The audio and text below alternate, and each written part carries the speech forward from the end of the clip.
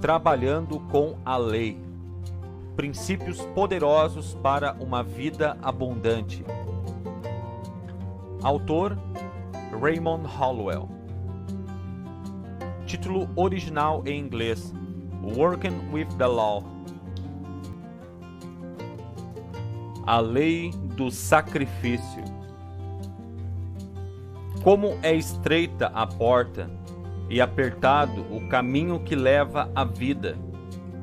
São poucos os que a encontram. Mateus capítulo 7, versículo 14. Cada homem deveria ter um ideal ou um herói. Se há alguém que não tem nem deseja nada, não confie demais nele. Um homem que não tem ideais não deseja ser maior do que ele, e com o tempo será um prejuízo para os outros. Abraham Lincoln é o herói ideal para a juventude americana. Isso se aplica a qualquer jovem de 6 a 60 anos ou mais. Lincoln veio do mais baixo e mais pobre dos rebanhos, e, no entanto, subiu ao mais alto cargo na terra que nós, como povo, podemos conceder. Não há praticamente um menino ou homem hoje que não possa dizer que possui tantos ou mais presentes e oportunidades naturais do que Lincoln. Ele era franco e honesto e determinado a se dar bem em seu mundo. Ele tinha muitas falhas, como todos nós. Ele preferia descansar o corpo magro em alguma posição confortável do que fazer qualquer trabalho. Ele não era nem educado e nem polido como sua esposa queria que ele fosse. Ele tinha apenas alguns dólares no bolso quando se mudou para a Casa Branca, como nosso presidente. Mas o dinheiro não faz um homem. Maneiras polidas de ser também não o fazem. Até a educação não faz grande um homem cuja alma é pequena. A alma de Abraham Lincoln começou a crescer a partir da semente de pensamento que foi semeada em sua mente quando ainda era um pequeno garoto. Sua mãe fez questão de ensinar-lhe o que ela podia quando ela era capaz. Um dia, a senhora Lincoln ficou muito doente e, sabendo que estava morrendo, chamou sua família ao lado de sua cama e, em seguida, colocou a mão fraca sobre a cabeça de Abraham e disse: "Sejam bons uns com os outros." Eles viveram como ela os ensinou, amando a sua parentela e adorando a Deus. Ela tinha feito seu trabalho, e de ombros caídos, às vezes triste e miserável, sem perspectiva de melhores condições na terra, ela faleceu. Ela pôde ter sonhado, mas pouco percebeu o grande futuro que estava reservado para o menino infeliz e desajeitado que estava ao seu lado. Embora Abraham fosse muito jovem em sua morte, ele nunca esqueceu sua mãe. Ela ensinou-lhe uma lição que ele levou consigo ao longo da vida. Ela ensinou-lhe que o começo da sabedoria não é imposto pela disciplina, mas o começo da sabedoria vem primeiramente ao desejar a disciplina, ter amor a ela, escolher a disciplina de forma voluntária. Assim, ele aprendeu que a disciplina é a estrada que leva a tudo que faz a vida valer a pena. Vá a um show ou ópera hoje e ouça a voz que cativa os amantes da música que as ouvem. Como eles cantam tão bem assim? Nasceram com essa voz? Ah, eles não nasceram cantando bem assim. Admito que eles podem ser especialmente dotados com uma voz propícia para cantar, mas esses resultados mágicos finais não vêm por acaso ou acidente, mas por disciplina.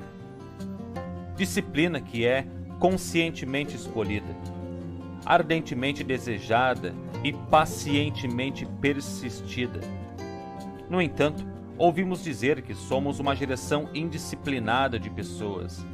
Isto, no entanto, não é verdade.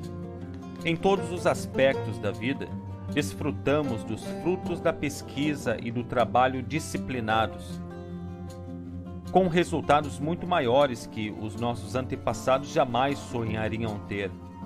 Jamais esquecerei a emocionante experiência que tive uma noite sentado em minha casa diante de uma aconchegante lareira. O rádio estava ao lado da minha cadeira e eu me aproximei, liguei e selecionei uma estação proeminente. Para minha surpresa, ouvi uma voz chamando Richard Byrd. Ouvi então o comandante contar sobre os perigos e as dificuldades que haviam encontrado no dia anterior, quando descarregaram suprimentos e os levaram para sua nova casa, a pequena América, sobre a encosta de gelo quebrado e neve derrapada. Se ele tivesse escrito um relatório detalhado e enviado por carta, demoraria meses para chegar até nós. Mas aqui, em menos de um segundo, sua voz vibrava no ar e eu, como muitos outros, o ouvi relatar os acontecimentos do dia. Os antigos nunca sonhariam que tal coisa pudesse acontecer. Acontecer, essa não é a palavra correta. Disciplina é a palavra. Foi uma disciplina meticulosa, científica e técnica que produziu esse resultado. Nós não somos uma geração indisciplinada em qualquer reino, exceto um, e isso está em nossa moral. Na ciência, na arte, no atletismo, em qualquer atividade prática, sabemos o valor da disciplina. No entanto, nos deixamos ir. Devemos ter nossa aventura. Liberamos nossos instintos e nos libertamos. É a negação da disciplina que caracteriza grande parte da nossa vida moral. Homens em todos os lugares estão despertando para a necessidade de disciplinar seus pensamentos e atos. Nós treinamos os animais domésticos com cuidado. Nós aproveitamos as forças da natureza para nos servir regularmente e bem. E ainda quando se trata de nós mesmos, deixamos nossos pensamentos, o mais valoroso de todos, correr soltos. Ninguém pode atingir suas ambições até aprender a disciplinar sua força mental e poder controlar seu pensamento. Ninguém pode ser verdadeiramente religioso antes que sua mente esteja em ordem e seus ideais sejam trazidos em harmonia com a mente divina. Ninguém pode ganhar sabedoria e compreensão da vida, a não ser que ele a busque no caminho designado por Deus, de acordo com a lei. Primeiro, vamos observar um fato simples. Alguma coisa sempre tem de ser sacrificada por outra. Tudo na vida tem seu próprio preço e está sempre à venda. Temos que comprá-lo pelo preço que ele exige. Dia após dia, vamos até o balcão da vida e dizemos: eu lhe darei isso se você me der isso. Essa troca tem outro nome mais familiar, talvez. Nós o chamamos de sacrifício. Sacrifício, então, não é o que nossos pregadores fizeram parecer. É uma necessidade inescapável. É uma lei definida que devemos obedecer. Estamos sacrificando todos os dias de nossas vidas, quer queiramos ou não, quer saibamos ou não. Não importa o que queremos da vida, temos que desistir de algo para conseguir. A mente moderna recua e tenta evitar uma das palavras do Mestre. Como é estreita a porta e apertado o caminho que leva à vida. São poucos os que a encontram. Como não gostamos de ouvir tais palavras, nós terminamos com a estreiteza, dizendo: somos mais liberais hoje, queremos as formas amplas e abertas. Reivindicamos nossa liberdade e declaramos que não há necessidade de sermos tão estreitos. Nós não vamos passar pelo caminho pequeno e estreito. No entanto, há poucas declarações que Jesus proferiu que são mais precisas e completas do que essa. Nenhum homem jamais encontrará a riqueza da vida em qualquer reino, vagando solto e casual. Ele sempre terá que descer por um caminho estreito e por uma porta estreita, chamada disciplina. Vá ouvir Chrysler tocar seu violino e ouvirá uma música que é quase divina. Observe o hábil cirurgião em sua delicada tarefa de consertar um corpo quebrado. Considere o cientista em seu laboratório com suas fórmulas científicas. Ou pense no almirante Byrd voando sobre o Polo Sul e conversando conosco por rádio. Essas experiências são vida? Na verdade, são. Vida liberada de uma realização alcançada. O tipo mais satisfatório que o homem vivo pode saber. Mas estreita é a porta e estreito é o caminho da disciplina que leva a tal vida. Quando esta lei do sacrifício é levada para o reino moral, é comumente apresentada como unilateral. Somos ensinados que, se queremos viver uma vida boa, temos que desistir de tantos prazeres.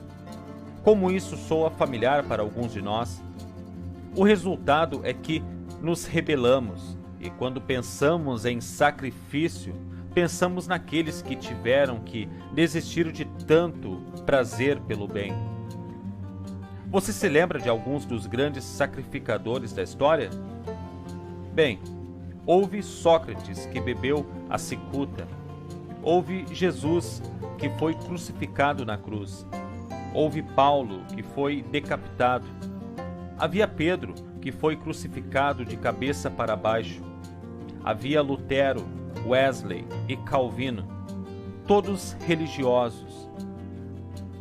Havia também Livingstone e Nightingale e muitos outros. Mas pense por um momento: são eles que fizeram os sacrifícios mais terríveis? Nós falamos do sacrifício supremo de Jesus na cruz. Lemos sobre o martírio de São Pedro, Paulo e João. Mas e Judas Iscariotes? Pense no que ele teve a chance de se tornar. Pense no companheirismo que ele possuiu uma vez e o lugar que ele poderia ter ocupado. Pense no que ele jogou fora. Pense o que ele conseguiu para isso. Eu digo a você, a cruz não era um sacrifício para ser comparado com o que Judas pagou. Por mais de 30 peças de prata e absoluta desgraça, ele deixou de lado a mais rica oportunidade que qualquer homem em toda a história poderia ter. Um homem ligou no meu escritório procurando ajuda em um problema muito sério. Ele tinha uma bela casa, uma esposa adorável e dedicada e 2 filhos esplêndidos. É verdade que a esposa havia ocupado grande parte do tempo com os filhos e o marido estava saindo para seu clube e assuntos sociais sozinho. Ele conheceu outra mulher e achou que estava apaixonado por ela. Quem estava com problema nessa história? Há apenas uma resposta, e não é para mim nem para qualquer mortal decidir. A lei determinará isso para você. Você não pode ter uma bela casa, uma família dedicada e desfrutar de uma vida frouxa. Se você não vai sacrificar ou desistir da vida frouxa pela casa linda, você será forçado a sacrificar uma casa linda e entes queridos para uma vida frouxa. Você não pode desfrutar das satisfações e prazeres de uma verdadeira amizade se estiver sempre de mau humor. Se você não sacrificar seu temperamento por amizades, você sacrificará suas amizades por um mau humor. Não se pode ter um caráter excelente que os amigos respeitem e confiem e recorrer a práticas desonestas. Se ele não desistir de seus caminhos tortuosos para obter confiabilidade, ele terá que sacrificar sua confiabilidade pela desonestidade. Você pode ter certeza disso. Não importa o quão longe você possa ir antes que a corda fique firme. Não importa o quão selvagem ou relaxado você possa viver. Mesmo que você pense que está se safando ao fazer isso, você não pode enganar a lei. Alguma coisa sempre tem de ser sacrificado por outra. Todo bem viver, todo sucesso e felicidade é como arte. Você deve escolher a beleza espiritual a ser criada e desejada. Então siga o caminho estreito e caminhe para obtê-la. Pois o começo da sabedoria vem primeiro com o desejo da disciplina. Alguns dizem então, se você quer desfrutar dos prazeres da vida, isso significa que sua liberdade é impossível. Significa ao contrário, que você, que pensa assim, não encontrou o que é a verdadeira liberdade. Isso me lembra um bêbado que estava dando uma palestra para a diversão de alguns sobre o tema da liberdade. Ele declarou que queria sua liberdade e que tinha o direito de beber toda a bebida que queria e nenhum governo poderia detê-lo. Ele estava tendo sua liberdade e ainda estava tão bêbado que não sabia o que estava dizendo ou fazendo. A liberdade não está vivendo uma vida obcecada e indisciplinada. A liberdade está em poder controlar sua vida e fazer dela o que você quer que seja. Se você deseja se tornar um atleta habilidoso, um professor eficiente, um advogado especialista ou um cantor brilhante, o começo de tal sucesso vem primeiro com o desejo de disciplinar seu tempo e pensamento. Se você quer ter uma vida rica, radiante e que vale a pena ser vivida, a regra é a mesma. Uma vida indisciplinada é uma vida insana. Devemos nos unir em torno de altos ideais de vida limpa, útil e eficaz sob a mais alta liderança que conhecemos, ou sob os ensinamentos e o exemplo de um mestre. O maior mestre a ser tido como exemplo é Cristo.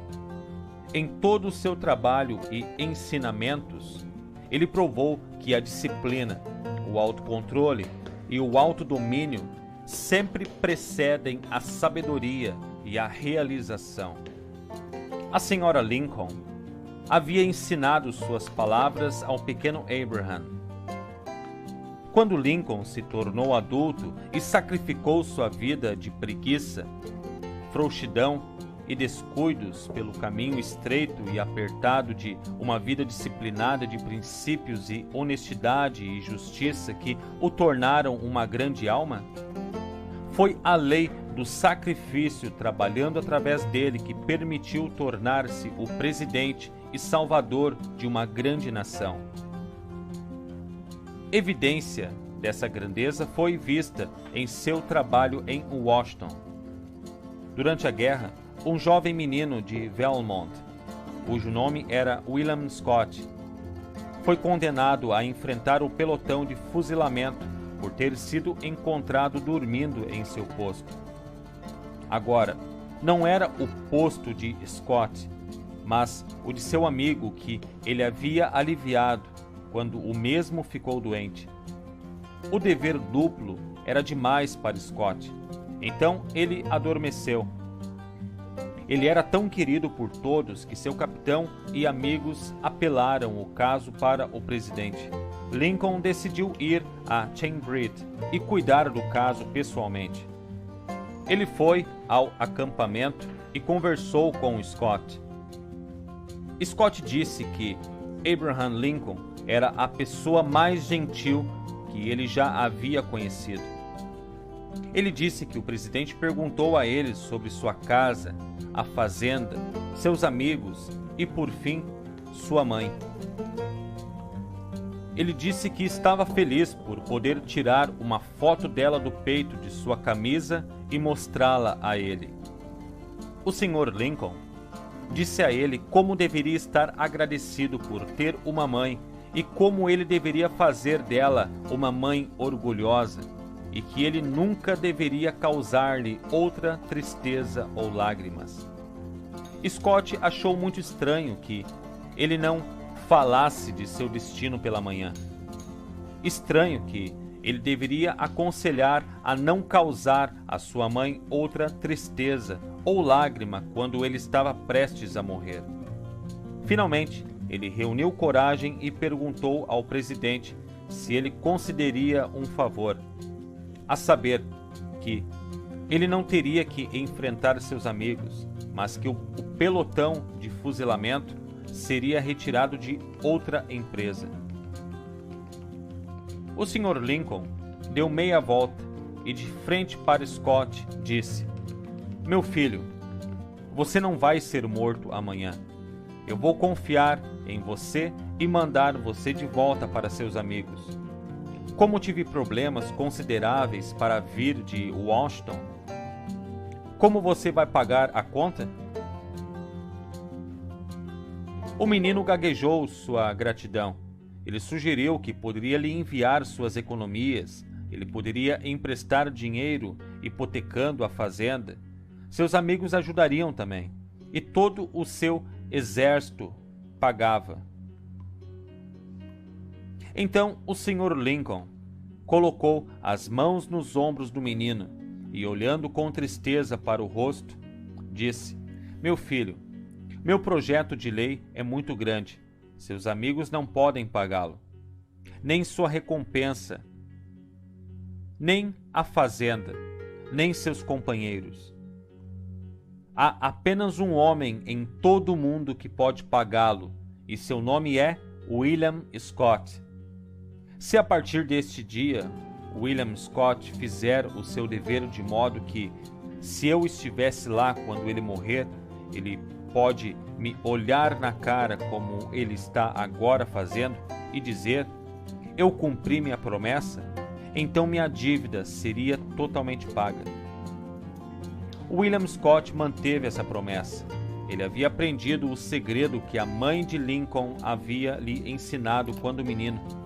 Foi esta lei do sacrifício, e que o princípio de tal sabedoria foi primeiro o desejo e o amor da disciplina, que era o caminho estreito e apertado que levava ao caminho elevado de tudo o que faz a vida valer a pena. Foi o caminho que levou o Sr. Lincoln para a Casa Branca. Foi o caminho que levou Scott de volta às colinas de Vermont, ao lar, à felicidade e à mãe. É o caminho para todos os que perseveram e encontram. É a estrada que Jesus seguiu para triunfar e dominar. É a estrada que eu recomendo a você, pois nela você encontrará a lei do sacrifício, sempre trabalhando para trazer para você as alegrias e os prazeres que resultam sempre da sabedoria e compreensão que a acompanham. Bem-aventurado o homem que suporta a tentação, pois quando ele é provado, ele receberá a coroa da vida, a qual o Senhor, que é a lei, prometeu aos que o amam. invictus. Do fundo desta noite que persiste, a me envolver em breu eterno e espesso. A qualquer Deus, se algum acaso existe, por minha alma insubjugável agradeço. Nas garras do destino e seus estragos, sob os golpes que o acaso atira e acerta, nunca me lamentei, e ainda trago minha cabeça, embora em sangue, ereta. Além deste oceano de lamúria, somente o horror das trevas se divisa. Porém o tempo, a consumir-se em fúria, não me amedronta, nem me martiriza. Por ser estreita a senda, eu não declino, nem por pesada a mão que o mundo espalma. Eu sou o dono e senhor de meu destino. Eu sou o comandante de minha alma. W. Ian Henley.